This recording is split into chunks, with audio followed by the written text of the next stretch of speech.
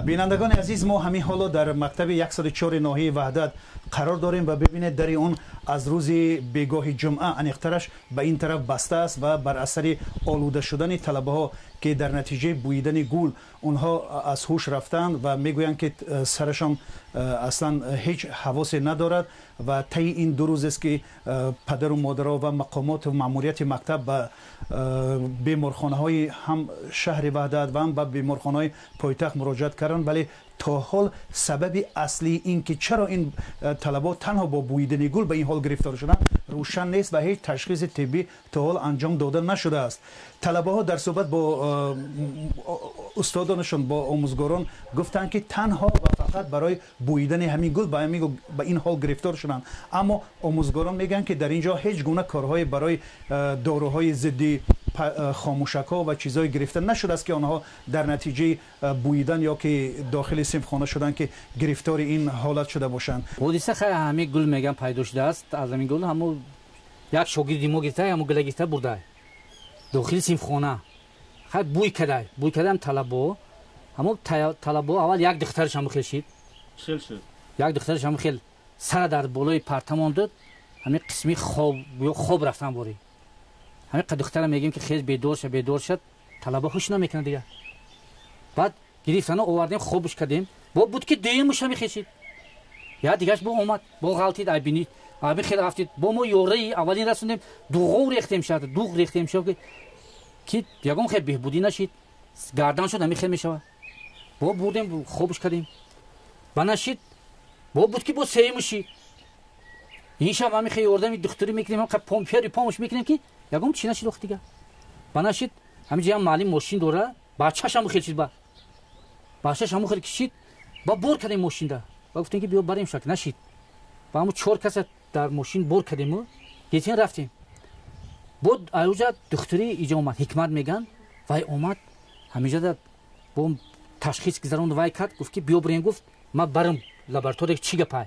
رفتیم در راه یا دیگهش غلطیده بیره با زنکو گیر کردیان با پیش زنکو کشیم گرفتیم اوردیم شه در این ماشین ده موندیم شه ایره گرفتیم بردیم شه رفتیم که وحدت ده پارتوفتیان چیزور هم مرا تیاری دیگه خیلی هم مرا بردیم ای پروکراتورا ای همه جا اومدن قریب تمامی همین کارکنانی چی اومد خیلی بسنینی گرفتن مثال چی کار شد همین خیلی گفتن بره همشه همین خیلی وای کرده دادیم با امروز با بعد اونها تشخیص کردن گفتن سببش چی بوده است؟ همون سببش نامعلوم سببش تا حاضر این چند روز گذشته در باین؟ شنبه یک بازار نه شنبه دو روز گذشته سیم و تا حاضر هیچ معلوم نیست که به این بچه‌ها چی حادثه واقع افتاد. بچه‌ها دیگرش نقشیدن گفتم که همه 11 10 کس 8 کس صنف 11 بود همون دو تا یا تا 9 بود یا تا 10 بود 11 کس قریب شد طلبه ها تا برای کلا دخترها بچه‌ها بعد از این وای آیسته خیلی نقشیدن کدامش که سبکتر بود نقشید. حاضر تنها 2 نفر از طلبه شما به بیمارخانه بستری شدن در بیمارخانه بستری شدن این نفرای دیگر چی؟ این 9 نفر دیگر کجا شدن؟ 9 نفر دیگر در خانه سازن همشون همه ساری با رفته با تفتیش کردیم شو همش نغزن فقط همین 2 تاش کمتر سلامتیش نغز نیست فقط از سیستم عصبشون شکایت میکنن. بعد پدر و مادرشون گفتن که برای گفتیم دوشنبه برایشون یک تشخیص کنین که نمیشود این خیلی اینجا از مقامات از وزارت تندرستی نورم اومده بودن نماینده برای معلوم کردن اینکه چی بود همش اومده بودن همون بانیسه وحدت همش اومده بودن آقا من دستم در کدام بانیسه بعد پشیم صبح بگم سرم چطوریشی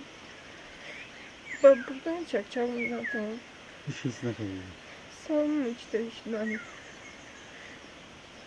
با لازم میدم دستم کرد گل بو نکشته بودی؟ دکتر نرفتین دیگه؟ رفتیم تا که شما دوقت تحصیل نکده مثل آدمی اول دکتر تحصیل کرده تا چی تحصیل کرد از گفتم که چی تحصیل کرد؟ زره یعنی پدر خونش گفته استدن و ای غلطی در پول کی غلطی؟ بخیر پوینت غلطی؟ غلطی و او شدم همشیره تیبی بود دیگر شما؟ باید زنه که دیگه شما اومده بایش نمیدونم کی بوده televizor duşta Türkiye. اونم Ve غلط اومدک سوازده گفت سنگ رنگ دیسه و buradan یکی در کابینت خوش بوده. در کابینت او وای دکتر. میسنسی و سه پیشی بچه بوده. و هم بیانات گرفته سده و هم شش رفته.